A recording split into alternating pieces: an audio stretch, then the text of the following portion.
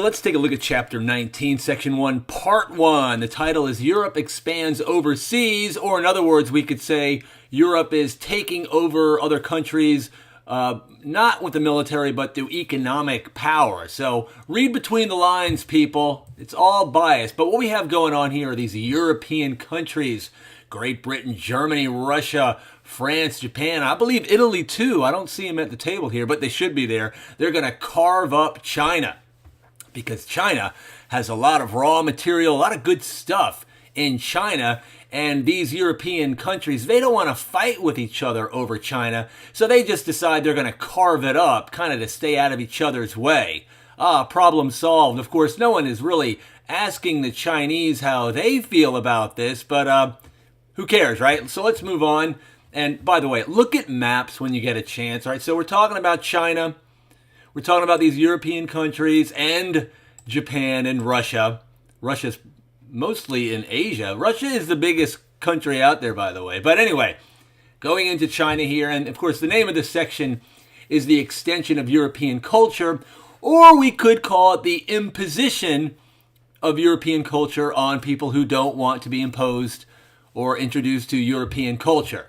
Now, I want to just point out the United States' role in all this. We call this the open door policy, created by John Hay, Secretary of State. And, he's the guy that kind of orchestrates this idea. We'll have all these different sections of China, like a pizza or a big cookie, and we'll stay out of each other's way. Again, we don't really care what the Chinese think about that. We're going in because they got lots of good stuff, and we want it. Now, here's a question you might see in the near future. I thought I'd go through it quickly. European expansion was renewed in the 19th century for all of the following reasons, except that, now look at A here, industrialized nations sought new territories as sources of raw materials. Yes, they want to go into other countries and get their hands on whatever is in the ground. We don't have that in our country. Let's take it from this other country. So this is not the correct answer here. Look at B. Industrialized nations sought new territories as markets for their own goods. Consider Great Britain, a little country. If you're making stuff in Great Britain, you can sell it to some people, not a lot of people in Great Britain. But if you can open up those markets in other countries, well, now you have a whole other situation going on. You can take your junk and sell it to other people in other countries. Now, this gives rise to a whole other situation. We call it the Opium Wars. We're going to see Britain taking opium. They cultivate this crop, getting it in Afghanistan, wherever they get it, India, and they sell it to the Chinese, get them addicted to it. And now you've created this artificial demand, where the people have to have it. They're addicted to it. And we see these wars break out, the Opium Wars in China, because China, contrary to what you might think, China doesn't like this. They don't like this European influence. And by the way, consider this is going on today, not so much with opium, but there's an argument to be made about the poppy fields in Afghanistan and what's going on there. But when you consider high fructose corn syrup, often described as the crack cocaine of sugars, you got to start to wonder, what is it that we're eating?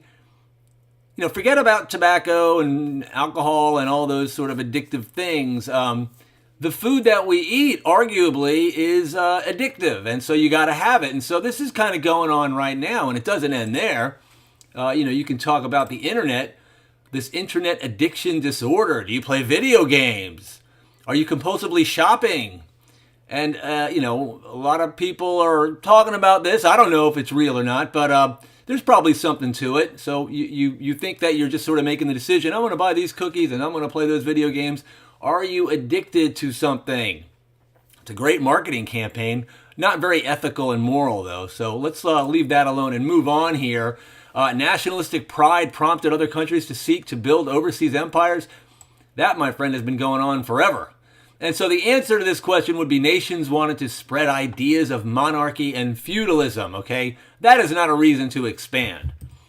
And here we have a couple maps here. I'm not going to talk much about that, but I like to look at maps, right? We see European expansion going all over the place, all of it pretty much initiated for profit. We want to go over there, exploit the resources, get the people there to work to produce the goods that we want to bring back into our country, etc. Now, we want to move on to another topic, changing gears, the Louisiana Purchase. We see here that Thomas Jefferson, president, bought all this land from France, from Napoleon. Napoleon is, conducting his Napoleonic wars. He needs money. And so let's sell this land we're never really going to use. And by the way, they sell it for like pennies per acre. I mean, it's a steal. What a great purchase. Of course, the question is, does Thomas Jefferson have the constitutional authority to make such a purchase? But you know what? Questions like that are irrelevant. Constitution, blah, blah, blah. The leaders follow it when it's convenient to follow it, and then they don't follow it when it's convenient not to follow it. And you gotta wonder these rights, this government stuff. We have a government. Let's create a government. And the government can, list out some rights that it can protect for us. Protection from whom? Oh, well, from the government. We need a government to protect us from the government. Does that make any sense to you? But anyway, the Louisiana Purchase. This territory belonged to France because France is colonizing. You know that story. France is over here, Great Britain. They fight the 7 Years' War. France loses. And we see Great Britain sort of expand to the Mississippi River. This is all going to be next year, U.S. history, so pay attention now. And as part of the treaty, France has to give all that remaining land to Spain. What is Spain getting any land for? What did they do? I don't know. Spain gets it. And then they secretly give it back to France later. Something's going on. So France now has this land again. And they sell it to Thomas Jefferson in the United States. And the United States doubles the size. What about the people that were living? We'll talk about that some other time. Moving on, what kept the United States from being totally isolated from world affairs? Well, the United States could be isolated because it's way over here. Europe's doing all its nonsense, and we got these big oceans in the way. But we have businessmen too. We have economic desires and financial ambitions, and so we want to, take our stuff and sell it everywhere else. And we also want to go in, especially down here in Latin America, the northern part of South America. We want to go in here, set up our businesses. They got all kinds of stuff here that we don't have.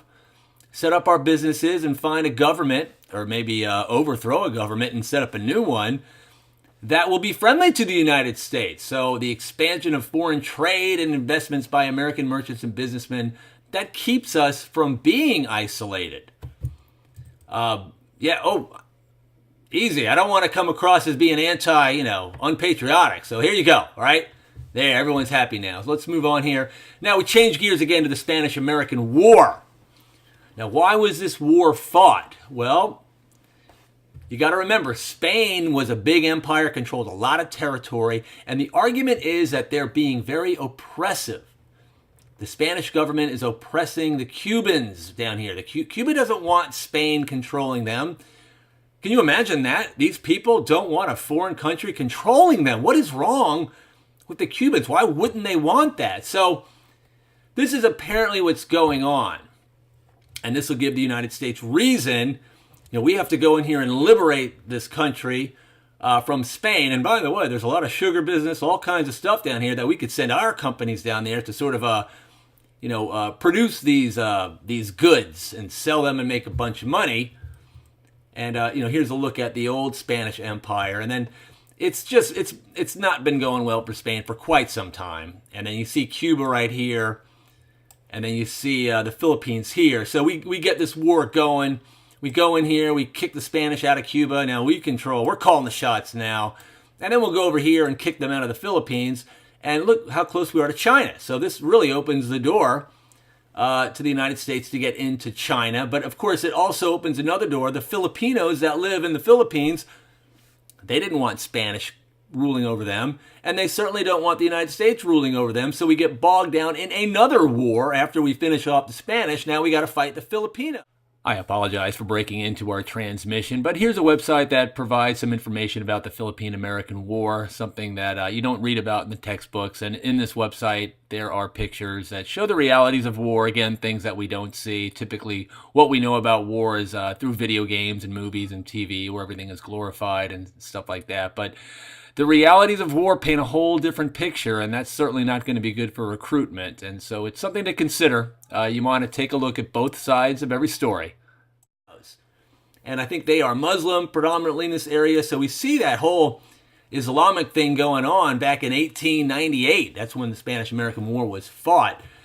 And I should point out, let's take a look at one other thing in terms of propaganda, in terms of like how the media, newspapers, the news, how they play a role in our foreign policy. William Randolph Hearst, right, a newspaper mogul, right, owns his own paper. He sends over the famous author Frederick Remington, go over to Cuba, and we want pictures and stories of all the oppression going on. And Remington goes over there, and he reports back, no trouble. There will be no war. I'd like to come home now. And Hearst sent a message back to him, please remain. You furnish the pictures of oppression and all that stuff, and I'll furnish the war. And of course, this is what happens. And the next thing you know, the USS Maine, here comes a test question. Here's a ship, a U.S. ship in the harbor at Havana. It is going to be destroyed. It blows up. No one really knows why this happened or how this happened or who did this. Maybe it was an accident. Maybe it was staged. Maybe the Spanish did it. We don't know. To this day, we don't know. But back then, the newspapers, and they lead the American people to think the Spanish did it, killing 250 American sailors. And of course, here's like a sketch. This is not a photograph, obviously, but you see all these people, flying around. This is designed to really tug out at the outrage mechanism in your head. And, people see that and they're furious. And yes, we are going to have this war. We can't have the Spanish pushing us around. The Spanish, of course, denied having anything to do with this, right? I don't know. Maybe they're lying. Maybe they're telling the truth. Who knows? But this is the history. I mean, this is not even a conspiracy. No one knows why this happened. So keep this on the back of your mind as we move forward in history. Easy. Let's wave it. Old glory. Now, we're going to finish up here. The Roosevelt Corollary to the Monroe Doctrine was a reaction to, I know I'm changing gears all over the place.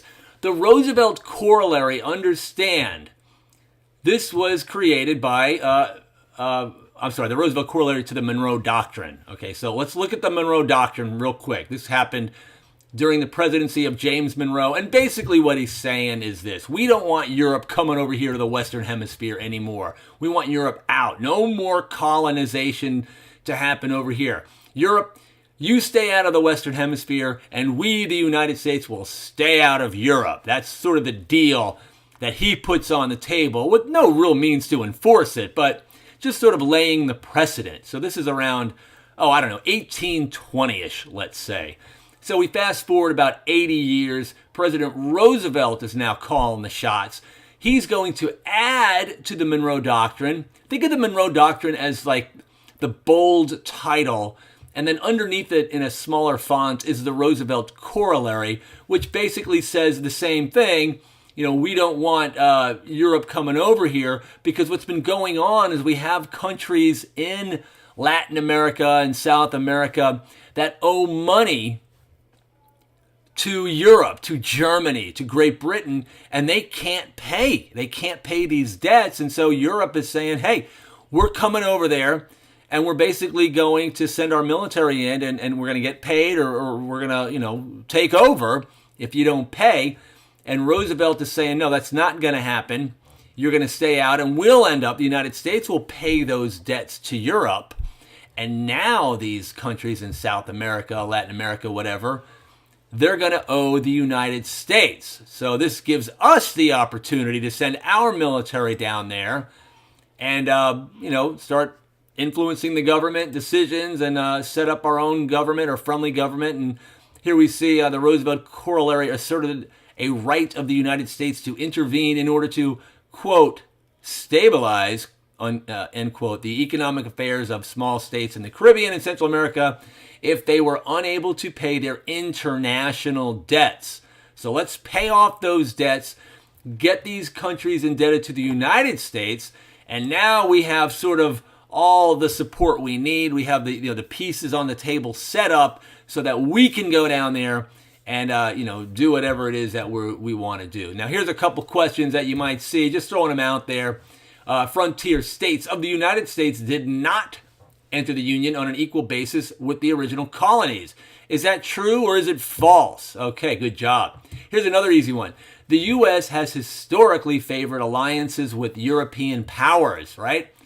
Categorically false, right? In our history, even the president, in our history, we have not sought these alliances, at least early on, prior to World War I. Even Washington said in his farewell address, when he's leaving, I've done 2 terms, I've had enough. And he warns everybody to stay out of Europe. Don't entangle our peace and prosperity getting involved in European ambition, rivalship, interest, humor, and caprice, all right? Europe is a cesspool, my friends, in my opinion. I'm getting conspiratorial here, but it's sort of undeniable as we look through the history of Europe and these monarchs and this, this jockeying for power, and these monarchs over there are all related to each other. The Austrians related to the Germans. The German, has a cousin who's a British monarch. It's all one big family, mostly, if you asked me. But we'll talk more about that in class. And so I think that should do it. Yes, that will end Chapter 19, Section 1, Part 1.